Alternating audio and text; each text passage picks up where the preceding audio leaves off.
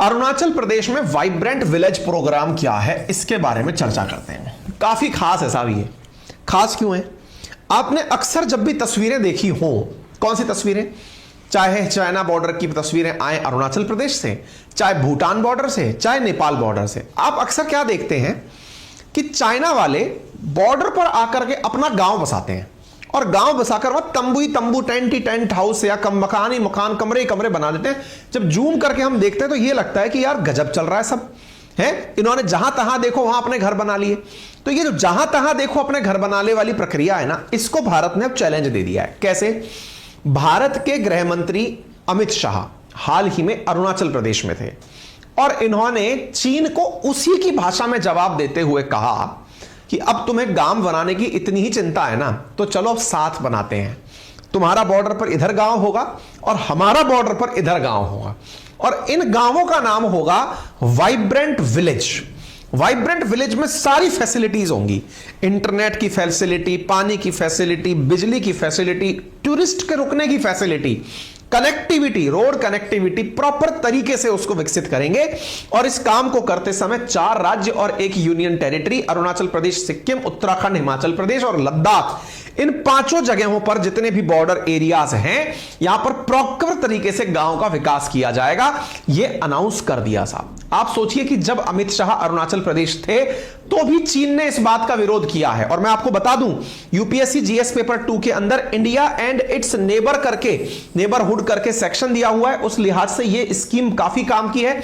आप लोग भी ऐसे याद रख सकते हैं परीक्षा में, केवल इस वजह से कि वाइब्रेंट विलेज प्रोग्राम प्रदेश कहां से लॉन्च किया गया, तो आंसर है अरुणाचल प्रदेश से लॉन्च किया गया है। कौन से गांव से लॉन्च किया गया है अभी आपको हम उसके अंदर बता देंगे, ठीक है ना। तो उम्मीद है कि आप लोगों को यह जानकारी समझ में आ जाए। तो वाइब्रेंट विलेज जो प्रोग्राम है, अरुणाचल प्रदेश के बिल्कुल पूर्वी किनारे पर किबिथू नामक जो स्थान है वहां से शुरू किया गया है। आइए मैं दिखाता हूं। आप अमित शाह को यहां देख सकते हैं जो कि यहां से बॉर्डर की निगरानी करते हुए दिखाई दे रहे हैं। देश के गृह मंत्री यहां पर उपस्थित हैं। यहां पर अरुणाचल प्रदेश के सीएम भी दिखाई दे रहे हैं, फोर्सेस के अधिकारी भी आपको यहां पर दिखाई दे रहे हैं। अमित शाह जी के द्वारा यहां क्या कहा गया, तो इन्होंने कहा कि वाइब्रेंट विलेज प्रोग्राम के माध्यम से we will reach the last person in border village with development. हम विकास के माध्यम से अंतिम हिस्से तक, गांव तक पहुंचेंगे। Will connect border village by physical and digital mean, will rehabitate the deserted villages by the providing basic facilities. तो बोले हम यहां पर लोगों के पूरे विकास का सारा काम करेंगे by creating opportunity for the youth in border village. It aim to prevent out migration and enhance border security. यहां पर बॉर्डर की सिक्योरिटी और साथ में जो यूथ यहां रह रहा है उसके लिए सारे कार्य किए जाएंगे। As China object to visit Amit Shah in Arunachal, can't take an inch of our land। इन्होंने यहां कहा कि अगर चीन को लगता है कि वो हमारी जमीन ले सकता है तो हम उसको 1 इंच भी नहीं देंगे, ऐसा अमित शाह ने यहां बॉर्डर पर जाकर के कहा। ठीक है, चीन यहां पर ऑब्जेक्शन कर रहा था। तो अभी कहां किया गया है, तो नाम याद रख लीजिएगा। वाइब्रेंट विलेज प्रोग्राम कहां से शुरू किया जा रहा है, तो आंसर है किबिथू। किबिथू बिल्कुल पूर्व में स्थित जगह का नाम है किबिथू, जो कि जिले में स्थित है, जिसका नाम है अंजौ।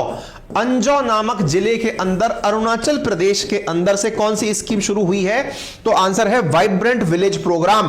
वाइब्रेंट विलेज प्रोग्राम में क्या किया जाएगा, 4 राज्य, कौन कौन से, अरुणाचल प्रदेश, हिमाचल प्रदेश, सिक्किम, उत्तराखंड, 4 तो राज्य, और 1 union territory that is Ladakh. इनके अंदर बॉर्डर एरिया के ऊपर घरों का विकास किया जाएगा।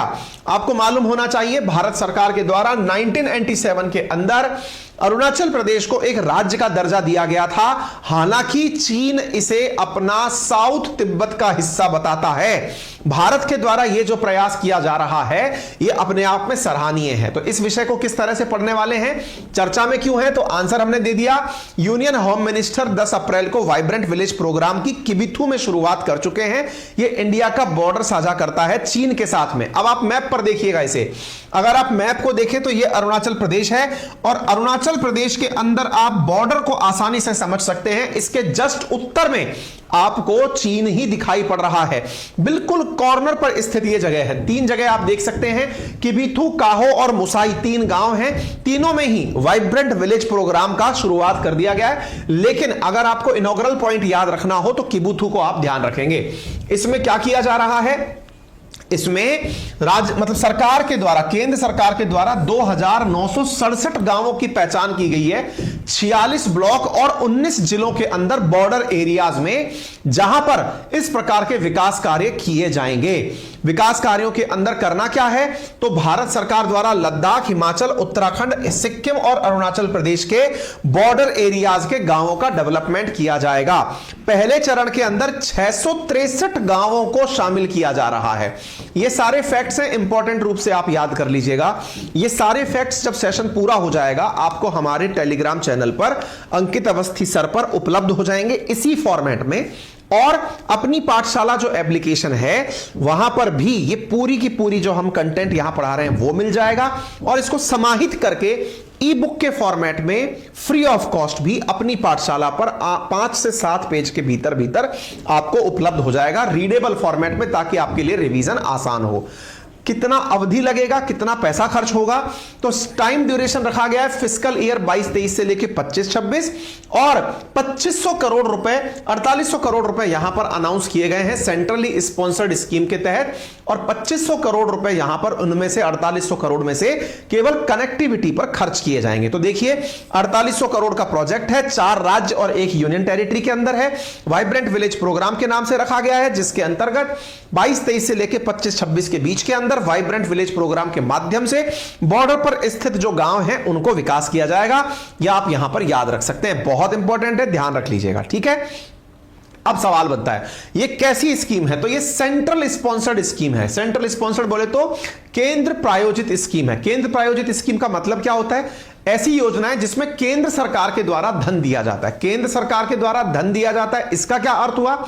इसका अर्थ यह हुआ कि इस योजना में जितने भी लाभार्थी हैं उनमें राज्य भले ही लाभार्थी हो, पैसा केंद्र सरकार के द्वारा बहुतायत में दिया जाता है। देखिए भारत के अंदर जो कुल बजट बनता है उसका 12% सेंट्रल स्पॉन्सर्ड स्कीम पर खर्च होता है।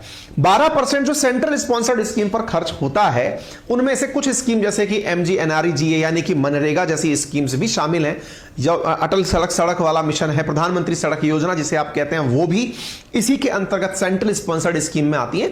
लेकिन सेंट्रल स्पॉन्सर्ड स्कीम में फाइनेंसिंग का टारगेट क्या रहेगा उसके तरीके मैं आपको बता देता हूं। जब केंद्र सरकार के द्वारा किसी भी योजना को फाइनेंस किया जाता है तो राज्य सरकार के साथ में जब उसकी फाइनेंसिंग होती है तो उसका रेशा 60-40 में रखा जाता है। 60% केंद्र सरकार के द्वारा और 40% उस राज्य के द्वारा उठाया जाता है जिसमें राज्य प्रायोजित योजना चल रही है। फॉर एन एग्जांपल, अगर मैं राजस्थान, MP, गुजरात, बिहार इनकी बात करूं तो यहां पर क्या पाएंगे कि राज्य सरकारें 40% किसी भी स्कीम का पैसा देती है, 60% केंद्र देता है। कुछ स्पेशल सर्कमस्टांसेस ऐसे हों, मान लीजिए कि कोई विशेष योजना है जो केंद्र चाहता है कि अप्लाई हो, तो उसके लिए केंद्र फिर ज्यादा पैसे देता है और राज्य कम पैसे देता है। सेंट्रल स्पॉन्सर्ड स्कीम की सबसे बड़ी यूएसपी क्या होती है? पैसा केंद्र का होता है और मॉनिटरिंग पूरी राज्य की होती है, यानी राज्य ही उसे गवर्न करता है।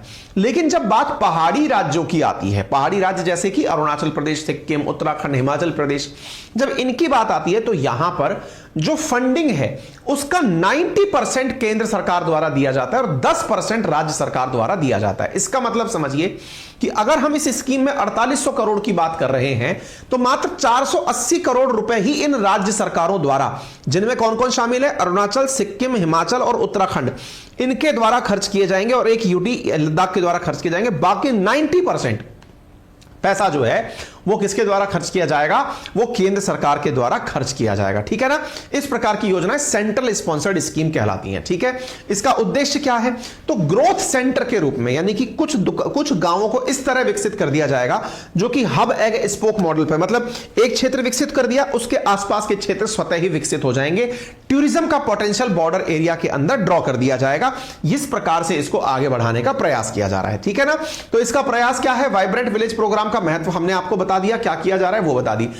प्रयास के प्रमुख परिणाम क्या निकलेंगे? पहला, कनेक्टिविटी ऑल वेदर हो जाएगी। ऑल वेदर रोड का मतलब सर्दी के अंदर जब यहां बर्फ पड़ती है तो भी रोड पर आप आराम से चल पाएंगे, ऐसी सड़कें। दूसरा, पानी पीने के लिए ड्रिंकिंग वाटर इन गांवों में उपलब्ध होगा। 24/7 इलेक्ट्रिसिटी होगी, मोबाइल और इंटरनेट फैसिलिटी होगी और टूरिस्ट सेंटर जैसी चीजें भी यहां पर हेल्थ और वेलनेस सेंटर के रूप में डेवलप की जाएंगी, ताकि जब भी कोई यहां पर आए तो उसे प्रॉपर तरीके से सारी सुविधाओं का एहसास कराया जा सके। आप भी बॉर्डर टूरिज्म के नाम पर यहां जा सकते हैं। यह पता है एक बहुत ही अच्छा इनिशिएटिव किस मामले में है कि केंद्र सरकार के द्वारा जो योजनाएं बॉर्डर एरिया में लोगों को बसाने की जा रही हैं, उससे फायदा यह होता है कि चीन के द्वारा अक्सर जो सलामी स्लाइसिंग योजना है, जिसके माध्यम से वो किसी भी क्षेत्र के कुछ हिस्से पर पहले कब्जा करता है, फिर सोचता है कि इन्होंने प्रतिरोध नहीं किया, चलो थोड़ा और अंदर घुस जाते हैं। सलामी स्लाइसिंग के अपोजिशन में इस प्रकार की योजनाएं काम की होंगी। अच्छा, एक बात और मैं आपको बताता हूं। हाल ही में आपको याद हो केंद्र सरकार के द्वारा चीन के बॉर्डर पर जो सिक्योरिटी फोर्स हमारी अर्धसैनिक बल करते हैं, जिसका नाम आईटीबीपी है, आईटीबीपी के अंदर केंद्र सरकार के द्वारा हाल ही में 7 नए बटालियन बनाने की भी घोषणा की गई है। और आपको मैं बता दूं, इन बॉर्डर एरियाज पर जहां पर इंडो टाइबेटियन बटालियन फोर्स हमारी काम करती हैं, बटालियन हमारी काम करती हैं, उस आईटीबीपी के लिए हाल ही में 7 नई जो बटालियन अनाउंस की गई हैं, इनके रेजिडेंस भी वहीं पर बनाए जा रहे हैं। यानी कि एक तरह से फोर्सेस भी वहां रहेंगी। आपको मैं बताऊं, हाल ही में केंद्र सरकार के द्वारा कैबिनेट कमेटी और सिक्योरिटी के माध्यम से 9400 नए पदों पर सृजन की बात की गई है। यानी कि नए आईटीबीपी के पद सृजित किए जाएंगे और उनका उद्देश्य अरुणाचल प्रदेश और 47 ऐसे बॉर्डर आउटपोस्ट होंगे जहां पर कि लोगों को ले जाकर रखा जाएगा। ठीक है ना? तो ये अपने आप में बहुत खास है, इसे आप इसलिए याद रख सकते हैं। तो हाल ही में हम लोग क्या क्या कर रहे हैं, वाइब्रेंट विलेज प्रोग्राम में गांव को तो रखने दे रही हैं। अच्छा, इसमें यह चीज ध्यान रखिएगा, इन बॉर्डर एरियाज में जो फोर्सेस हैं उनके भी कैंप स्थापित किए जाएंगे। तो इससे यहां पर क्या होगा कि लोगों को यह नहीं रहेगा कि वो अकेले रह रहे हैं या फिर उनकी रखवाली के लिए कोई भी नहीं है। यहां पर फोर्सेस भी रहेंगी, फोर्सेस के भी यहां पर पूरी तरह से वो बनते हैं ना, इस सेंटर बनते हैं, वो चीजें यहां पर बनाई जाएंगी। ठीक है ना? तो उम्मीद है कि आप लोगों को यह जानकारी समझ में आ गई हो। मैपिंग की क्लास हमारी चल रही है हमारे एप्लीकेशन अपनी पाठशाला पर, जिस पर ऑलरेडी 1 लाख से ज्यादा डाउनलोड्स हैं।